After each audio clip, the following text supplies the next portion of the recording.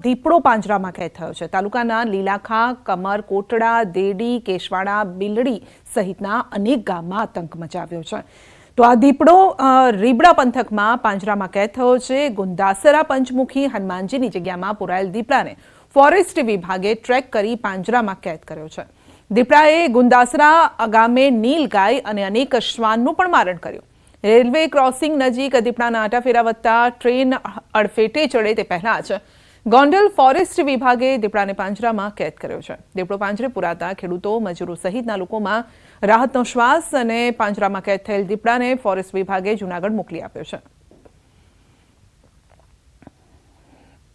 આ વિસ્તારમાં જંગલ ન હોવાને કારણે તે સતત મૂવમેન્ટ કરતો રહેતો હોય છે, એક જગ્યાએ સ્થિર નથી થતો હોતો અને તે માટે અમે 2 દિવસ માટે તેની રાહ જોઈ, પણ ગામની નજીક જ્યારે જે એનું લોકેશન થવા માંડ્યું ત્યારે સ્ટાફને અમે મોકલી અને 3 દિવસ જેટલા સમય લાગ્યો અમારે એને।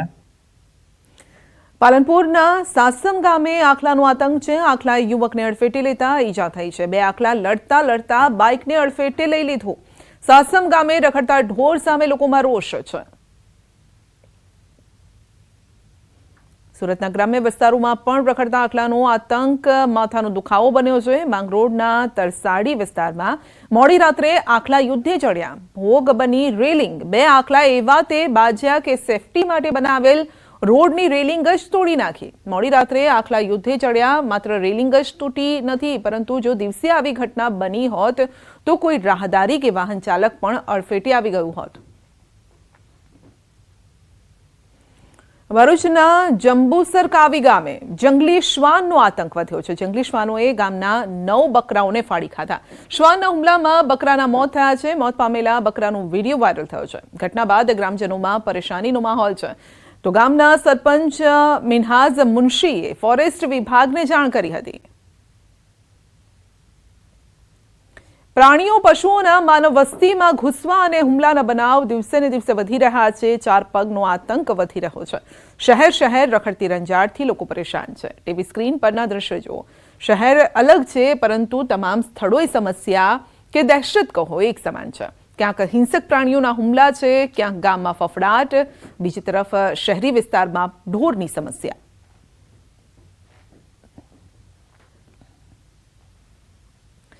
તો બનાસકાંઠામાં ઝેરી મધમાખીઓના ઝુંડના હુમલા વચ્ચે એક વ્યક્તિને બચાવી લેવાયો છે। ઇમરજન્સી સેવા 108ની ટીમે દર્દીને હેમખેમ બચાવી લીધો।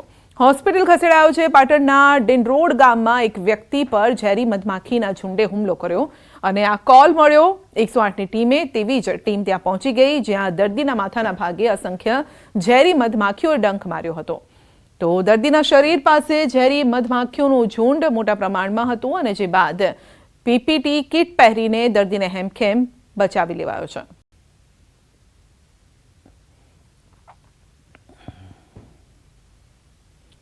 સૌરાષ્ટ્રની સૌથી મોટી સરકારી હોસ્પિટલ વિવાદમાં આવી છે। જનાના હોસ્પિટલમાં વંદાનો ત્રાસ। હોસ્પિટલમાં ઉંદર બાદ હવે વંદા ફરી રહ્યા છે। જનાના હોસ્પિટલના વંદાના વિડીયો વાયરલ થઈ રહ્યા છે।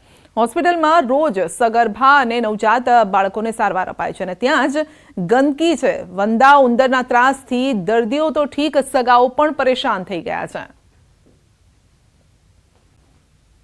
આ મામલે સિવિલ સુપ્રિન્ટેન્ડન્ટ મોનાલી માકડિયાનું નિવેદન છે કે મને જાણકારી હતી, ટેસ્ટ પણ કરવામાં આવી છે અને આજે પણ સ્પ્રે કરવામાં આવ્યું છે। આના માટે અમે કોન્ટ્રાક્ટ આપ્યો છે, પરંતુ એજન્સી હજુ કામ ચાલુ નથી કર્યું। સિંગલ ટાઈમ કોન્ટ્રાક્ટ પણ અમે આપી દીધો છે। વહેલામાં વહેલી તકે ત્યાં ફરીથી દવાનો છંટકાવ કરવામાં આવશે।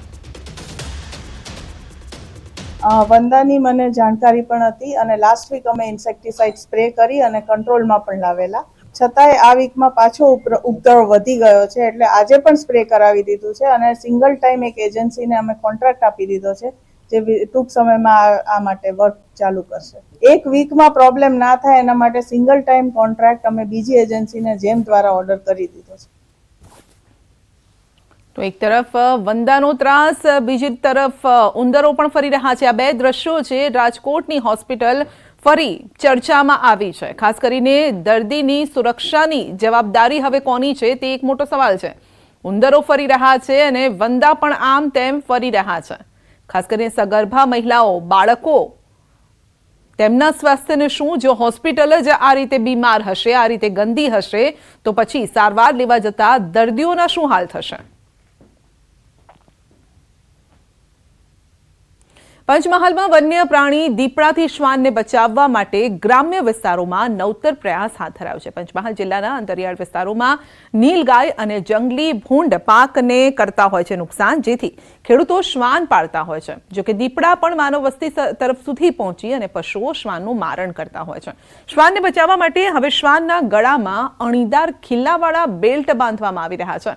બેલ્ટ હોવાથી દીપડો શ્વાનને પકડવાનું ટાળે છે. બીજી તરફ શ્વાન ભસતા જ રહીશો અલર્ટ થઈ જાય છે અને દીપડો ભાગી જતો હોય છે. રબર સાથે ખીલીવાળો બેલ્ટ મૂવેબલ હોવાથી શ્વાનને પણ કોઈ તકલીફ નથી પડતી. હિંસક પ્રાણી જેવા દીપડા પણ આવી ચૂકે છે માનવ વસ્તીમાં અને કૂતરાનું શ્વાનનું મારણ કરે છે.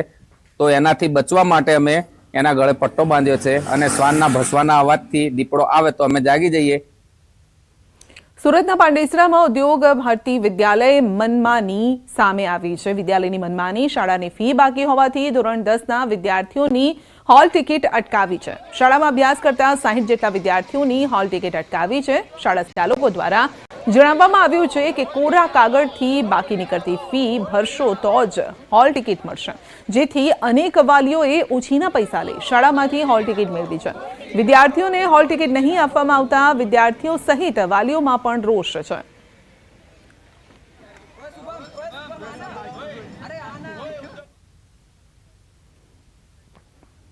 સત્યાવીસમી ફેબ્રુઆરીથી બોર્ડની પરીક્ષાઓ શરૂ થઈ રહી છે, જેને લઈને અમદાવાદ શહેર અને ગ્રામ્યના શિક્ષણ વિભાગે તમામ તૈયારીઓ પૂર્ણ કરી દીધી છે. બોર્ડની એસઓપી મુજબ તમામ તૈયારી પૂર્ણ કરાઈ છે. અમદાવાદ શહેર અને ગ્રામ્યમાં તમામ તૈયારીઓને લઈને માહિતી આપવામાં આવી. અમદાવાદમાં 322 બિલ્ડિંગમાં પરીક્ષા લેવાશે, જેમાં તમામ વર્ગો સીસીટીવીથી સજ્જ છે. આ વખતે બોર્ડમાં 92,726 વિદ્યાર્થીઓ પરીક્ષા આપશે અને સાથે જ આ વખતે કાયદો અને વ્યવસ્થા માટે પોલીસ વિભાગ સાથે સંકલન કરાયું છે. ઉપરાંત વીજ પુરવઠો જળવાઈ રહે તે માટે વ્યવસ્થા કરવા માટે પણ વાત કરાઈ છે. આરોગ્યને લઈને તમામ કેન્દ્રો ઉપર મેડિકલ કીટ તૈયાર રાખવાની પણ સૂચના અપાઈ છે. સાથે જ એસટી બીઆરટીએસમાં પણ સંકલન સહિતની તૈયારી પૂર્ણ કરી દેવાઈ છે, જેથી વિદ્યાર્થીઓને કોઈ મુશ્કેલી ન પડે. સાથે જ પોલીસ વિભાગ સાથે પણ સંકલન કરવામાં આવ્યું છે. વિદ્યાર્થીઓ ક્યાંય અટવાય તો હોલ ટિકિટ બતાવશે તો પોલીસ તુરત જ તેમને મદદ કરશે. જે પ્રકારે કાયદો અને વ્યવસ્થાનું પાલન થાય તે પ્રમાણે જાહેરનામા પ્રસિદ્ધ કરવાના હોય તે પણ થઈ ગયું છે અને સ્ટ્રોંગ રૂમ પર પણ પોલીસ બંદોબસ્ત અને કેન્દ્ર પરીક્ષાનું છે તેના ઉપર પણ પોલીસ બંદોબસ્તની વ્યવસ્થા થઈ ગઈ છે.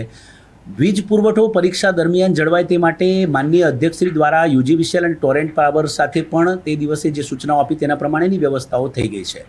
વિદ્યાર્થીઓના આરોગ્ય માટે ખાસ કરીને આરોગ્ય સાથે અર્બન હેલ્થ ઓફિસર સાથે તમામ જે હેલ્થ સેન્ટરો છે ત્યાં આગળ સૂચનાઓ અપાઈ ગઈ છે અને દરેક પરીક્ષા સ્થળ ઉપર ખાસ કરીને જે આની જે કિટ હોય છે ફર્સ્ટ એડની એના માટેની વ્યવસ્થા સ્કૂલ લેવલે પણ કરી દેવામાં આવે તે પ્રકારની સૂચનાઓ અપાઈ છે. તેમજ આરોગ્યનો સ્ટાફ પણ જે છે સેન્ટરોમાં 2-3 સેન્ટરો વચ્ચે તે પણ આમાં ઉપસ્થિત રહેશે તે પ્રકારની સૂચનાઓ અપાઈ છે. એમ જોવા જઈએ તો એસટી બીઆરટીએસ એએમટીએસ એમને પણ સૂચનાઓ આપી છે. વિદ્યાર્થીઓનો સમય પણ ક્યાંય જે બગડે નહીં તે પ્રકારે તેઓ સમયસર પહોંચી શકે તે માટે ઘણીવાર જો કોઈ વિદ્યાર્થી પણ વિલંબિત થાય તો આપના માધ્યમથી ચોક્કસ જણાવીશ કે ટ્રાફિક પોલીસે પણ એવી બાંયધરી પણ આપી છે અને જવાબદારીપૂર્વક કહ્યું છે કે ક્યાંક હોલ ટિકિટ વિદ્યાર્થી બતાવશે તો અમે મદદ કરીશું. એમ દર વર્ષે જે રીતે મદદ કરે છે તે રીતે. આ તરફ અમદાવાદ ગ્રામ્યના શિક્ષણ અધિકારીએ પણ તમામ વ્યવસ્થા પૂર્ણ કરી દેવાનું જણાવ્યું છે. વિદ્યાર્થીઓ શાંતિપૂર્ણ પરીક્ષા આપે તે માટે ખાસ વ્યવસ્થા કરાઈ છે. દરેક શાળામાં સીસીટીવી સુપરવાઇઝરની નિમણૂક કરાઈ છે. તમામ સેન્ટર પર નોડલ ઓફિસર તરીકે 2 શિક્ષકો પણ હાજર રહેશે. તમામ કેન્દ્ર ઉપર અમે સીસીટીવી સુપરવાઇઝર મૂકેલા છે, એટલે કે એક સ્વતંત્ર વ્યક્તિ સતત સીસીટીવીનું નિરીક્ષણ કરશે, જેથી કરીને બાળક ક્યાંય પણ જો થોડું પણ હલનચલન કે ખોટી રીતે એની મૂવમેન્ટ કરવા પ્રયાસ કરે તો આ સીસીટીવી સુપરવાઇઝર થકી તુરંત જ આ બાળકને અમે રોકી શકીએ અને આગામી સમયમાં આપ જાણો છો તે મુજબ કે શિક્ષા કોષ્ટકના નિયમો મુજબ બાળકો ક્યારેક તેમની અજાણતાના કારણે મોટી ભયંકર સજાઓનો ભોગ બની જતા હોય છે, જેથી